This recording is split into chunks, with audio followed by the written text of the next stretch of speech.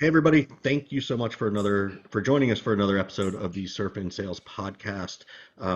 Super excited as we are here today with Ashleigh Early, who has a tremendous background in sales, currently the host of the other side of sales to try and help startups and train sales teams. So I'm going to let her explain a little bit more about her background, but we also need to give a quick shout out to our sponsors of Gong.io and Lead 411.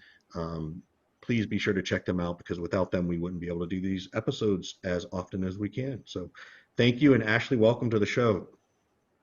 Thank you guys so much for having me. I'm also a huge fan of Gong and Lead 411. So give them my absolute thumbs up as well. So obviously my name is Ashleigh Early. I've been doing tech sales for the past decade. Companies like FireEye, Okta, Mattermark, stuff like that, primarily kind of what would be considered hard tech. Earlier this year, I made the switch from moving kind of for working for companies to working for myself, and I founded my own consulting company, which was a great thing to do in January of 2020. So it's been quite the year. It's been an absolute roller coaster, but it's been great to, rather than focusing all my energy on one specific company and moving the needle, it's been a really fun experience to start working with a lot of different companies, seeing a lot of different situations and using my brain in that different way.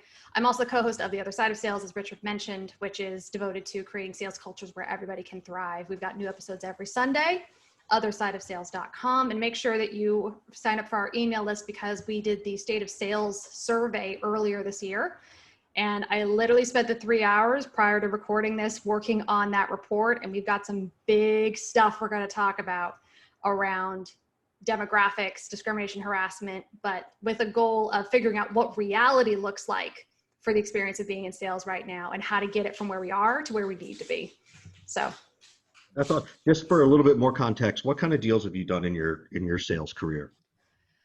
Sales cycle, just size wise, like year long, enterprise, more transactional, both. honestly, you name it, I've done it in some form. So I've done everything from kind of the classic SaaS enterprise to SaaS run rate to my whole early career was actual networking equipment. So my first day in sales, I had to learn how to say 10 gigabit Ethernet switches and understand what those were because those were very cutting edge. And now I work with everything from medical people who are selling medical devices to medical billing to, oh goodness, worked with a couple clients who are in the shipping and receiving space, who are in freight, who are in, you name it, I have touched it in some form in my career, and a lot of it in the past 3 years. So now you said, hold on. No, hold on. Let me ask this question. Shush, I'm going to mute you. So, because this is always fascinating when we talk to people, is if you go way back on your profile, right? You were very active in debate and drama. Oh yeah. And we've only had one or two people who have been down that road, but every time we talk to them, they turn into amazing salespeople. Yeah. What is it about debate and drama that you think has, obviously still lives within you and probably used on a daily basis? Oh, I could talk about this for an hour straight, but I'll tell you kind of the same way I sold myself when I first got into sales.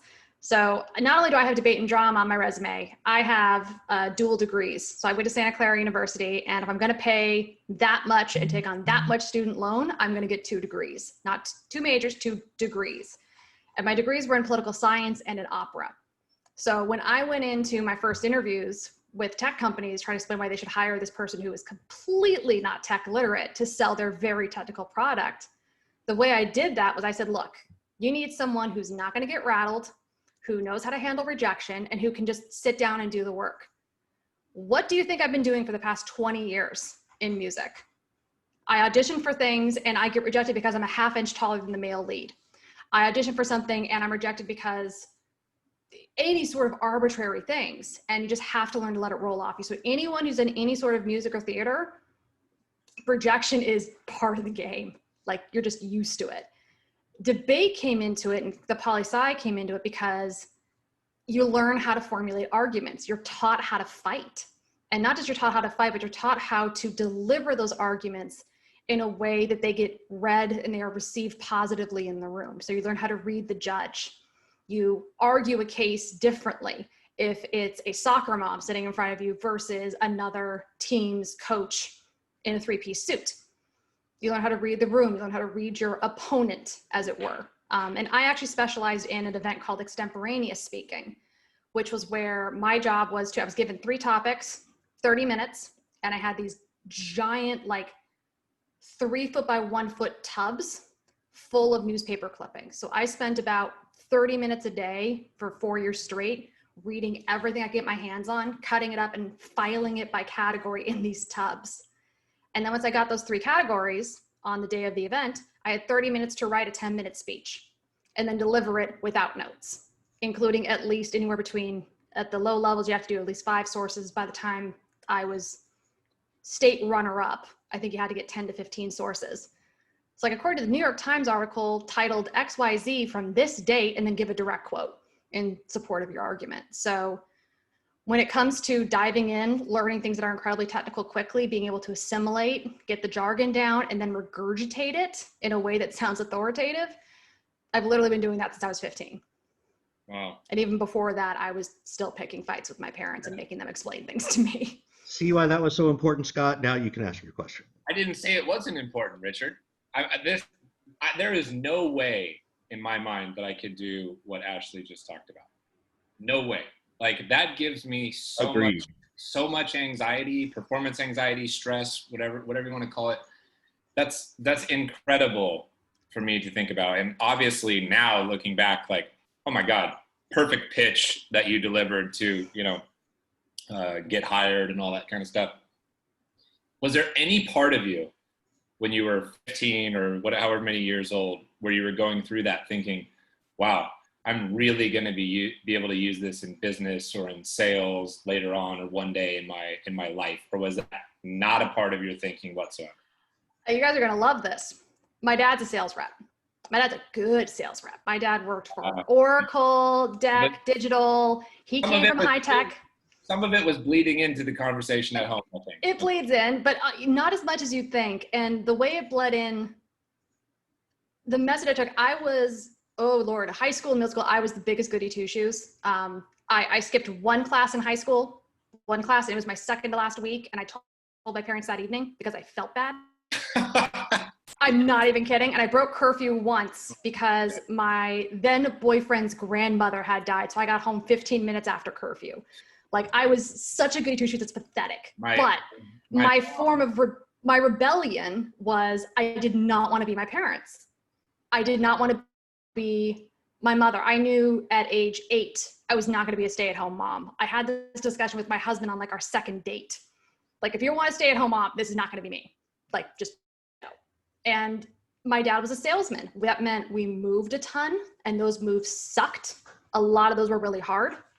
And especially in my early years, and I've actually met a few other people whose parents were salespeople, and we call it their absent but present thing, where he was there for every birthday, every soccer game, but he missed the skin knees. He missed helping on a lot of homework, stuff like that.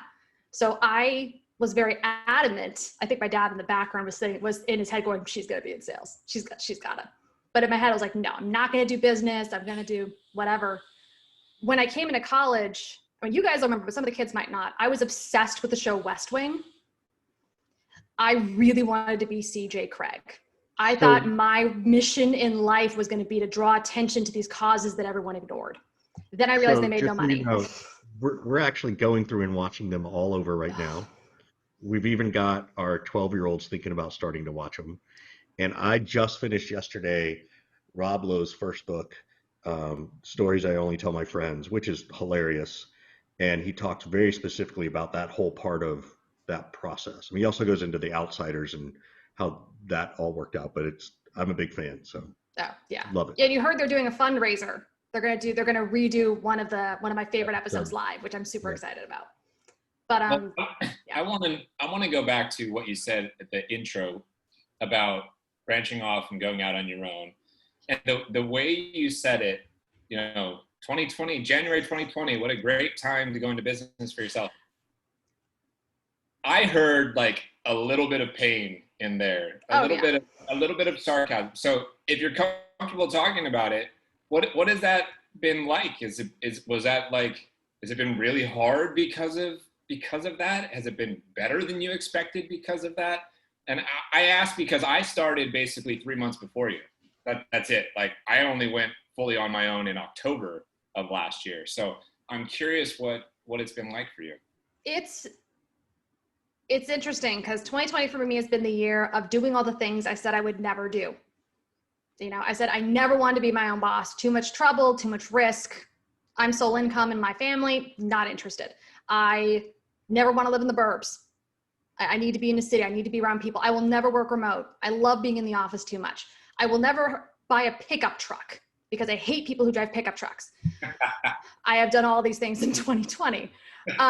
But what really happened was, brutal honesty, I got laid off on December 20th, unexpectedly. And while I may disagree with the reasons it happened, and I took the first part of January, and after that was my fourth unexpected termination in a row, I could not go work for anybody else again. I just couldn't. It was like, I am so sick of my life being dictated by other people's businesses and their needs versus my own needs. Like I can't do it emotionally anymore.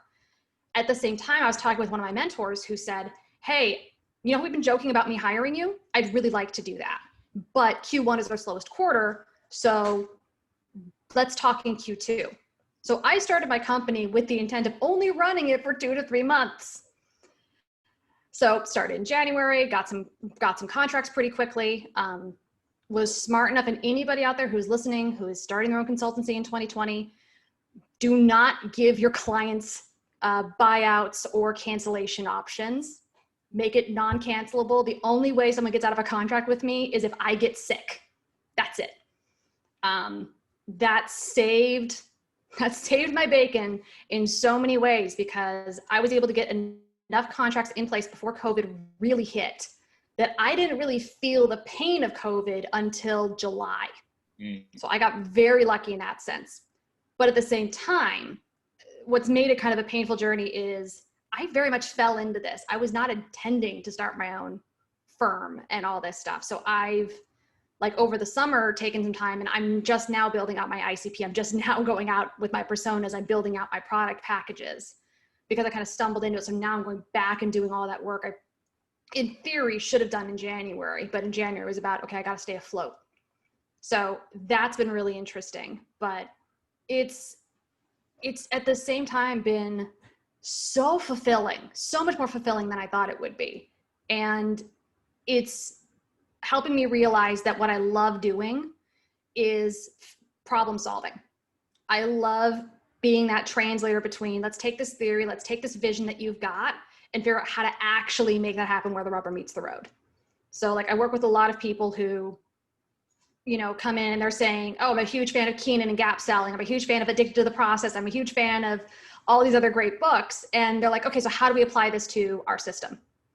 Okay, let's actually figure out what parts of that work. And I still get a lot of people who will talk about, like, they want to do the waterfall. They want to do a lot of these great books, but they're 10, 15 years old and they're written for SaaS companies and they're med tech, or they're, you know, operations and stuff like that. It's like, that won't work the way you think it will, and here's why. And helping them figure out what about it they liked and then how to apply it is so much fun. And I don't have to deal with HR or accounting, which is fantastic. So I don't have to pick those fights anymore. You're paid to be the expert. That's always the fun part, right? It is fun. And the other thing it's freed me up to do is to really start speaking my mind a bit more. Where before it was like, I'm going to hold back. I don't want to upset the apple cart. I don't want to call out these things. And I'm nowhere near as outspoken as my podcast co-host Casey is, who just has no filter. If I ever went back into sales, I mean, I can't do anything but crush it because I'm unafraid. I'm like, all right, you don't want to do it? That's fine. I'm going to the next one, you know, like, it's okay. Yeah. So, when, you know, what was, I guess the question is, what was one of your bigger oh shit moments during this COVID thing, right? Like July hit, and what was it? And then how did you power through it? I'm more interested in, like, because we all face our challenges, right? This happens whether you're in sales and you hit goal or you don't hit goal and those things. How did you power through it? What did you find in you to do that? I'm still in it. I'm still kind of in the oh shit. The difference is I've got a plan that I didn't have 2 months ago. But where it really hit was this combination of 3 of my bigger contracts ending. I knew they were ending, combined with getting my first tax bill from Uncle Sam. And seeing that big chunk of change that I knew I was going to have to pay, but then seeing it be about 15-20% higher than I expected, that just hurts in a deep way. There's something just really painful about writing that check. And like I see it in my putting it in the mailbox. I know. What really sucked was I was due a pretty sizable refund from 2019. And that refund, which I was going to put on like my credit cards and stuff like that, just got applied to my tax debt. So even that 10 to 15% more was worse because I had a couple thousand from 2019 brought over on top of it. So again, pro tip, if you're doing consulting, hire an accountant. Don't try and figure it out yourself. I spent probably about 3 days straight, equivalent in terms of time, trying to decipher these tax forms versus employed, self-employed, all the taxes and how that all worked. At the same time I was doing that, I was trying to figure out the Paycheck Protection Program, because thank God I started in January, which was before the Feb 15th deadline, and I had income in January and February. Yep. So I tried to get Scott to fill one out, and he's like, oh, no. Yeah, I couldn't be bothered. It was a nightmare. I ended up having, no joke, I ended up going to my governor, my congressman, and both of my senators. And finally an aide from one of the senators got me in touch with the local Better Business Bureau, got me in touch with the local SBA guy in my area, who got me in touch with this woman named Sue Malone out of Oakland, California, who is she helped write this legislation. And she's the #1 lender to women and minorities in the whole US for getting them funding for startup businesses. She's absolutely amazing. And when I described, because I got caught in this weird loophole where I am my only employee and I don't have any tax data from last year because I didn't exist last year. So according to all the government rules, I qualify. According to all the banks that actually had to give me money, they refused to process my application. So I was stuck in this limbo for like 2.5 months where Sue and I were just banging on people's doors, and it eventually got to the point where they're like, just fill out this form. And we know it's not binding in any way. And if you sent this to the IRS would be telling you, why are you sending me this?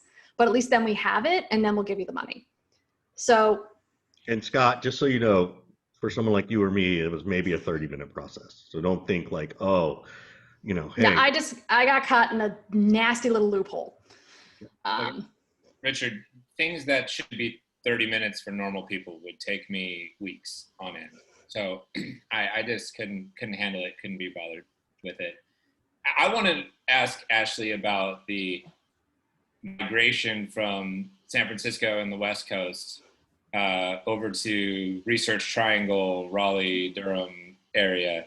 The reason this is on my mind is because I've, in the last couple of days, had multiple conversations with people about the great exodus, if you will, from New York, it's common, Chicago, and LA, and San Francisco, and all this. And yes, the situation is different now. Everybody's working remotely and all that kind of stuff. But some of us have been through this before, and I'm talking about myself and about Ashleigh, right? So I want to know what has been kind of the upside for you in leaving the Bay Area, and what's been some of the downside and challenges with it? Yeah, so interesting story. My husband and I went to school in the Bay Area. So that's where I met my husband. I'm not from there originally. I'm originally from Washington State. So I had to go to college out of state, ended up at SCU, met my husband, fell into working in the Bay Area because I graduated at the height of the recession in 2009. So I just needed to take a job, and fell into sales after a couple of years of false starts with other things. But I left the Bay Area in 2011 for a year. I moved up to Seattle, got sucked back to the Bay Area in 2012. I left the Bay Area in 2014. I got sucked back to the Bay Area in 2015. There's been multiple great migrations. We've been trying to break out for a long time because the fact that, like I said, I am sole income. It is impossible to get ahead on one income, no matter, unless you're really close to like a 150, 200K, and you're okay living in tiny old apartments with very little money for savings and all these other things. We didn't have family locally. We couldn't live with people, and just we couldn't live the lifestyle we wanted to live. We just couldn't. And so we always knew we had to get out. And there were several points where we were pulling our hair out going, oh my God, we're going to go bankrupt, even though Ashleigh's making all this great money. Part of that's our own financial learning some lessons the hard way. Part of it's just the way that area is built, and New York's just the same. So when I took the job at Okta in 2016, I made a promise to my husband that would be my last job in the Bay Area. So when it came time to leave Okta, I insisted on either finding a job that wasn't the East Coast or a job that could be done remote, and it turned into a job that could be done remote. So we moved to DC for a year because we're both political and museum junkies. So that's Mecca here in the States. And we used our time there to explore the rest of the East Coast. My whole life, people have thought I was from the East Coast. I get at least 2 people a year who think I'm from Boston, which tells me they've never been to Boston, because I don't know what in my voice says that. But now that I'm out here, we settled on Raleigh. We looked at Austin, Atlanta, Baltimore, Philly, and Providence, Rhode Island. So why Raleigh? Honestly, a couple different things. One, it needed to be a tech hub, because just for work, I knew I needed a backup plan. So needed a tech hub. Cost of living, needed to be able to, we really wanted to buy a house. So we bought a house. But the big thing that sold us on it was people are just nice. They're just nice and they're delightful. And it's not like a kind of that slightly derisive Southern charm that you can get sometimes in some places where it's like, the bless your heart. That's the Georgia. Like that. That's the Georgia in you, yeah, Rich, it's right there. I mean, I grew up, my best friend for most of elementary school was from Athens, Georgia. So I'm not going to do it, but I can lapse into a really good Georgia accent when I want to. Or you put a few gins in me. I can do it all. That's super easy to talk Southern. I can talk SEC football. I'm really disappointed the Dogs ain't playing this year. All I know about college football is Bama and Roll Tide, and that's about it.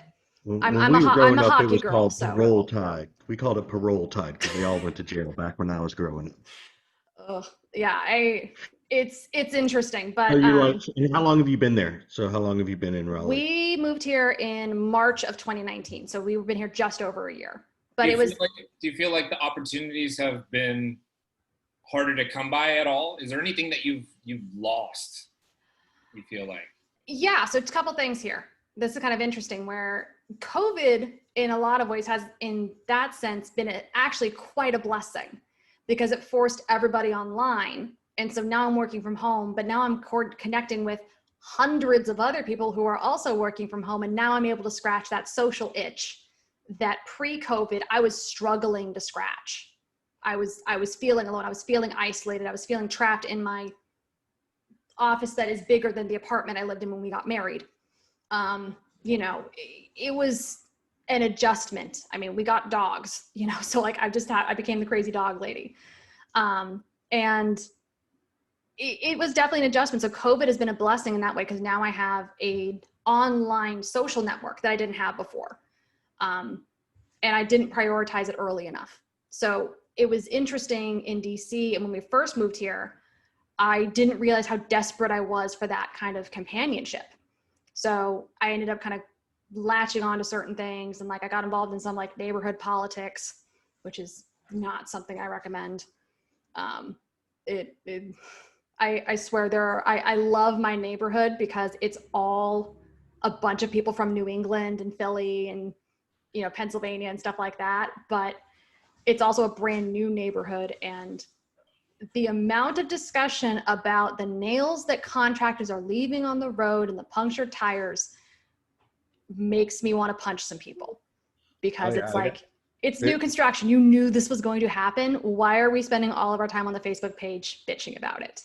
Yeah, we have the same thing with next door where someone goes out and complains that someone put the dog's poop bag in their trash can that was on the street, you know.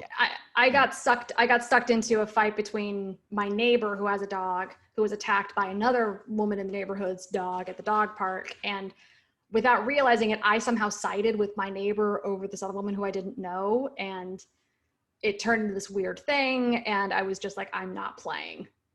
I do not have time for this. This is not Desperate Housewives. I'm not interested. But it took me a little bit to realize, actually it took one of the women who I was hanging out with, making a comment, betraying my political biases here, making a comment that compared tearing down Confederate statues to, well, if you're going to do that, we should just close Dachau because it's the same thing. And I was like, okay, we're not going to Yeah. hang out anymore Yeah, without there you telling go. you that I'm going to do that. So Um, that was the biggest thing here. And then the other side of it's just, I vastly underestimated the time and the effort to make friends as an adult. You know, I've always been really social. My friends were always in the office with me. It was my coworkers. You mean like physical, in-person kind of friends, right? Yeah. You're building this like online network and community and friends and everything like that. But you're talking about the people, like, for example, my husband makes custom furniture, and he cut his leg pretty badly last summer, and we had to take him to the ER. He's fine, but like, who am I going to call to take my dogs out so they're not stuck in their crates for 2 days? Like the stuff like that, because we don't have family here, nothing like that. But the other side of this too that's come out of this is this realization that, and the acceptance that it's okay that most of my friends are work friends. I thought that was wrong. I thought that was not how it should be. I felt like I should have, you should have a life outside of work. And what I've kind of come to realize is, yeah, you do. But you can also have a huge support network of people that you share this common experience with. And there's nothing wrong with that being the majority of your social support. And the moment I stopped shaming myself for that unintentionally in my head, it was like, oh, okay, cool, great. I think that's a really important point that you made. You know, I really do. I've for almost 20 years now, I guess, like the majority of my adult friends have been people that I've interacted with through work and in work situations and environments. And I don't try to replicate these friendships that I had like in college or in high school. Yeah. And like, I just have sort of decided like, I'm not going to have that situation anymore. And that's okay. And this new way that I'm making friendships and having relationships is also okay. So I'm not going to beat myself up, about that. So that's a really good call out. What do you, I want to change gears like massively. All right. We've been talking about building your business, but you spent a lot of time in the SDR world as an SDR manager, right? What are you seeing now that's different from when you were in that particular role? Is there something that you're able to look back on now and be like, oh shit, I can't believe that I did that or taught that. That would never work now. Has the sea change been stark enough to compare and contrast those two things? Honestly, not a ton, because like I always kind of laughed a little bit when people start talking about ABM, ABS, account-based sales, about account-based marketing. I'm like, we've been doing that for 30 years. We just didn't call it that. And maybe we didn't do it with the tools that we have now to make us do a lot more intentionally and with a lot more accuracy. Kind of everything old is new again. It's like music. It's really hard to find something that is truly original. It's all about responding to the times and going back to basics and figuring out what permutation of these basic concepts applies to the situation, to the buyer, to the seller. So in that sense, I look back at like what I was doing when I was a baby SDR manager. I had Salesforce. That was the only tool we had. So I look back and I think, oh my gosh, that wouldn't fly anymore. That's what I think about. So we had no tools.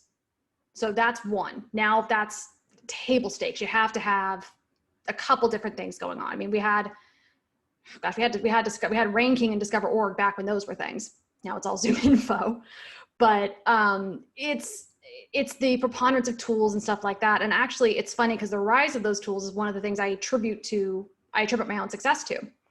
As an SDR, I got really good at manipulating the CRM. I went through the whole process of becoming a Salesforce and a Marketo admin. And then at the last minute, my employer decided not to pay for the tests because startup logic. So I was very systems and tools savvy before I was an SDR manager. So when I became one, I just started automating everything in ways that when SalesLoft and Outreach came on the market, I was like, oh God, that'd be so nice. That'd be so much easier than what I'm doing with triggers in Salesforce and trying to teach myself Apex code. But now I feel like it's a pendulum in terms of the kind of tools and the complexity, especially of SDR tool stacks, where I think we're going to see over time, we keep swinging between having a bunch of different best-in-class tools and having single platforms that do everything.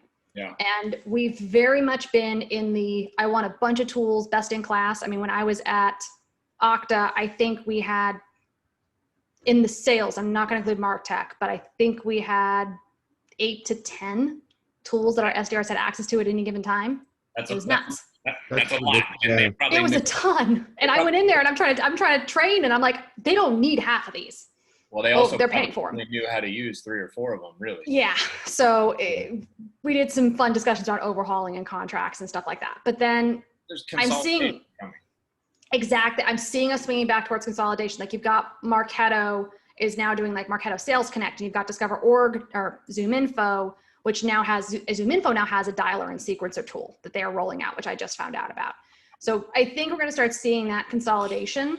And then I think probably about 10 years, we'll start going back to best in breed and go back and forth on that thing. The only thing that makes me feel really smart is I have several emails and several people. I predicted Sendoso back in like 2013, because in 2013, because I was like, I'm talking to CISOs at Fortune 500 banks. They're getting 1 million calls. They're getting 1 million emails, but I send them a nice little handwritten letter or a pen, or we did this promo, full credit to Brent Ramey, who was a CMO of FireEye at the time. He did this great promo where we would send a nice boxed iPad. This is back when iPads were brand new.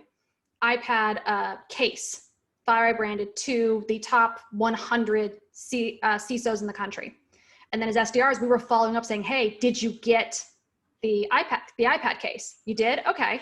Let us know when we can come by and we'll bring you the iPad. It had like a 90% retention rate. And I think half of them ended up being donated to charity or given to their receptionist. But the fact they got something and it was physical and it was present, I was like, why aren't we doing this all the time? And they're like, oh, it's expensive. I'm like, fine. So we'll just send them like a pound of coffee or something. No. Like, it doesn't matter what the thing, I can't even tell you. Sits on their desk. I have stuff that vendors have sent me. I actually have a Sendoso dog toys and stuff. Like I have stuff from vendors because I feel guilty throwing it away, even though I haven't bought their stuff in 5 years. You know, you could try to go my route here, which is like, I talk about my affection for tequila so often that people just send me bottles of booze. I'm waiting for gin. Gin is, I am a passionate gin lover. If you're listening, Ashleigh likes gin. So Ash responds very well to gin, and she lives in a state where it's really hard to find good gin. There you go. See, so help. Stop sending her. What is good gin? What is your go-to gin, since we're talking about it? Okay, do you want my daily gin or the gin I wish I could get but I can't find? That one. Both. Okay, daily gin. Right now, I'm really enjoying. I'll take between Sipsmith and a gin called Malfi, which is a lemon-forward gin. So in summer, you dunk a little bit of that in some lemonade. That is the perfect like deep summer drink. Sipsmith's just a classic gin tonic, great for martinis, great for anything else like that. The stuff I love but I can't get there is this great little, they just opened up an actual distillery, but they used to do this out of their garage in, I believe it's in Hammersmith in London. And it's called a Sacred. And they make a pink grapefruit and a cardamom gin that are just amazing. And there was a place I could get them in San Francisco. And every time they had it in stock, I'd go and buy like 5-6 bottles. And I am down to my last like 2 like drinks of cardamom. Yeah. See, so And this is my advice to you. It's just like keep talking about that stuff, and then people, as they prospect you or thank you or whatever, you'll start receiving those as gifts, and then you don't pile up all this swag that you feel guilty, to hang on to forever. Instead, you just be like, I'm just going to drink this and enjoy it and yes, throw it away. Gin. If I'll say is if you really want to get my attention, send really good scotch, because I do like scotch, but my husband likes it more. And just like with any great power couple, you want to get to me, you make my husband happy, I will love you forever. Like, it's one thing to make me happy. It's another thing to have him now lobbying for you to me because you sent him this really good scotch. Yeah, that's right. I want to shift us just a couple, because we got a couple more minutes, but I want to talk a little bit more about, um, and I hope it's okay to bring this up, but what is it like being a woman in sales, right? And we talk about it and we hear about it on a regular basis. I'm also very interested in hearing, and it's even a businesswoman. I wouldn't even just say it's a business person, but particularly as you move back to a Raleigh, to a very different kind of perspective. Yep. And if you're open to sharing that, I'd love to explore into that if you're comfortable with it. Absolutely. I have to start out by saying, one, I'm a white woman. Two, I'm a reasonably good looking white woman. So that makes things a hell of a lot easier than a lot of other people that I have worked with. I also have the benefit of I've been married the entire time I've been in sales. I met my husband when I was 19. I'm still shocked that worked, but I just happened to meet my soulmate young. So I've always been very open, and I've led with the fact of working into conversations that I'm married, because I didn't realize it at the time, but it was a self-defense tactic. So I've only had 2 or 3 situations where I was the direct recipient of very sexist or discriminatory behavior. And I only had one instance where I felt unsafe. And in that instance, it was at a party, and I was talking with a guy, a veteran sales enablement leader at a great company, and I'd met him a couple times before. I just have to assume he'd had one too many. And all of a sudden he's talking about the importance of variety in the bedroom and swinging. And he starts telling me how beautiful his wife is. And I can just tell where this conversation's going. And I start trying to extricate myself, and he keeps going. So finally I just straight up lied and said, oh, I see my boss waving at me. And I just ran. And full credit, I went to my boss and said, I don't feel safe. This guy's talking about stuff I don't like. I need you to get me out of it. He, no questions asked, turned and walked. He flagged another one of my colleagues who was a larger man, said, go hang with Ashleigh, don't leave her side the rest of the night. No big deal. So, and that was actually at my 4th day at that company. So that was a very empowering thing for me, that I spoke up. I said, I'm not comfortable. And I was given all the support I could have asked for. That's the worst thing that's happened to me. What's scary? I'll say, here's the thing that's scary. That's the worst thing that's happened to me. I cannot tell you how many of my close friends have had significantly scarier things happen to them. I cannot tell you how many. I've got at least 4 or 5 stories of women who have been sexually harassed, have been grabbed, have been touched, have been propositioned via text, who did not report it because they were scared for their jobs. And that's what breaks my heart. So I'm very, very, very lucky, given these facts of my life. That means that I haven't had to deal with as much of it. But anytime I try to tell people what the experience is like, or I try to describe it, I always use the analogy of walking down a dark street at night. A guy walking down a dark street at night might feel a little bit unsafe.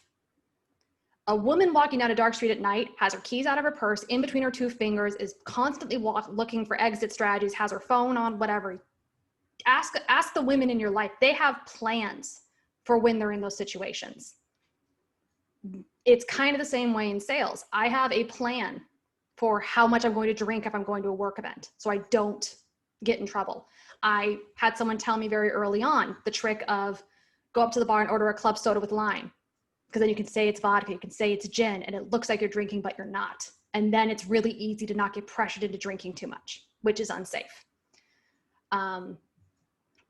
Things like that, we just have these plans. We know we avoid being in situations where we're going to be alone with people who we have weird vibes about.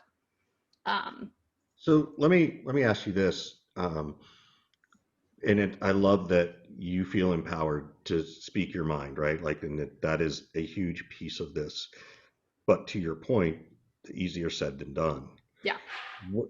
What advice do you try to give women? I think you've sort of said some things based on the Yeah. experience you have about having a plan, but are there, you know, what are some other things? Because as a guy, like I can sort of give out some advice, but I'm a guy. Like it's not, I can empathize, but I can't sympathize because I've never been through it.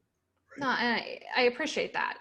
I think two big things that come up for me, and especially even doing the work I'm doing with the State of Sales survey and looking at these analytics and the stats on this, which are both very encouraging and utterly disheartening at the same time. In the sense that some of them are not nearly as bad as I thought they would be, which is great, but the fact they're still where they are sucks. And that's the same across gender, race, sexual identity, pretty much everything across the board is kind of in that category. The advice I have for women in sales is two big things. One, when it comes to picking where you're going to work and who you're going to work for, especially, pay attention to where you're holding your tension in your body when you're in the office and when you're having the interviews. If your body is holding tension somewhere, it is sensing something about the situation that your brain is not actively aware of. And that could be something as innocuous as, I just don't trust this guy, from like to be a good leader situation, to this, I'll be honest, the most sexist thing that's ever happened to me was woman on woman. To this person is not going to have my best interest at heart, to this person is going to try to proposition me. Pay attention to that stuff in your body. And especially if you're early in your career, you don't know what to look for. That's the hardest thing. I can look back and tell you 10 more examples of mildly sexist behavior that I did not realize was sexist behavior in the moment because I just gave everyone the benefit of the doubt. But I knew, that just kind of made my shoulders go a little bit. So that's one. Pay attention to your body and where you're holding tension and stuff like that. That will tell you a lot about what's safe and what's not. Two, the idea that if you report sexual harassment or discrimination to HR is going to hurt your career is a myth, and it's bullshit, and we need to start calling it out because it is keeping people silent, it is keeping people scared, and it does nothing but help the perpetrators. Now, that's no guarantee that it's going to be dealt with properly. That's no guarantee that you're not going to have repercussions. But the idea that it would ruin your career, that it would mean you can't have other jobs in sales, is absolutely ridiculous. And the fact of the matter is there are a ton of legal protections, and these are not hard legal protections to enforce. Any lawyer worth their grain of salt would jump on any sort of retaliatory action because it's a huge payday for them with virtually no work. This person filed a complaint. Within 6 months, they were fired. I don't care what excuse they gave for you getting fired or whatever, or if they gave you a bad reference or anything like that. Basically, in a weird way, if this sadly, terribly happens to you, in a weird way, you've got a get out of jail free card from that company. They can't touch you. And if they do, you should get a pretty good amount of money out of it. And if any other companies find out about it, then you get even more money from them. So we can't, just like with, not to compare, but to draw some correlation with systemic racism and unconscious bias that we're dealing with Black Lives Matter. We have to start calling this stuff out, like this idea that if you report this, you will be punished. If you report this, your job's at risk. If you report this, no one's going to do anything, no one cares. That's not true. And if that does happen, there are a million other companies. If you're in this situation, Jesus Christ, reach out to me. I can tell you 50 other companies that will hire you in a heartbeat and treat you the way you're supposed to be treated. And that goes for men, women, whatever you're facing. There is no reason to stay in a job as a sales pro. There is always a need for good sales reps if you're facing this sort of behavior. So Totally agree. Get off my little soapbox there. No, that's good. That's what people need to hear, and I appreciate you being so open and direct with your experiences and giving some advice to people, and completely agree with everything you said. I mean, now when is this report coming out? Because you sort of alluded to this earlier. When is the report, and where do people go to sign up for it?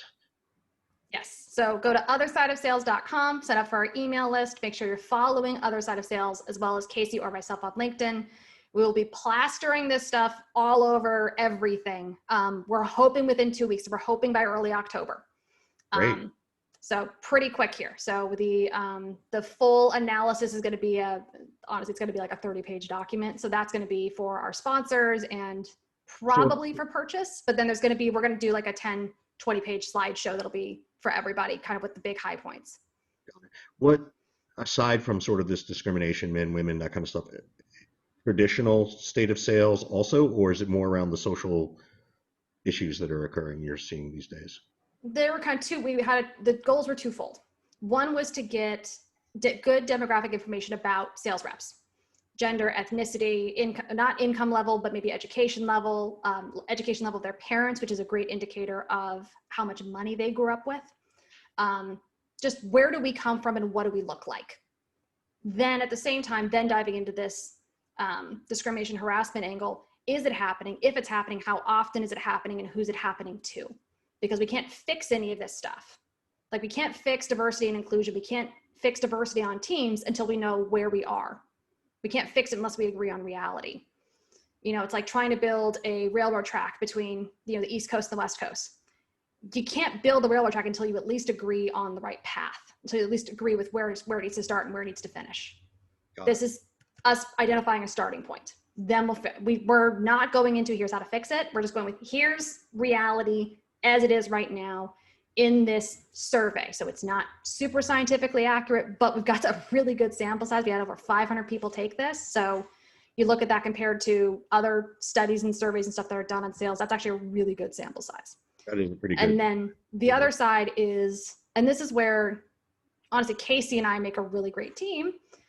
I'm the data nerd of the two of us. I'm taking point, I'm running this report and writing, doing all the tables, and I'm just happy as a clam doing this for short periods of time. This is why I'm not in sales ops. Bless all the sales ops people. I can do this for like a week at a time and then I want to murder someone.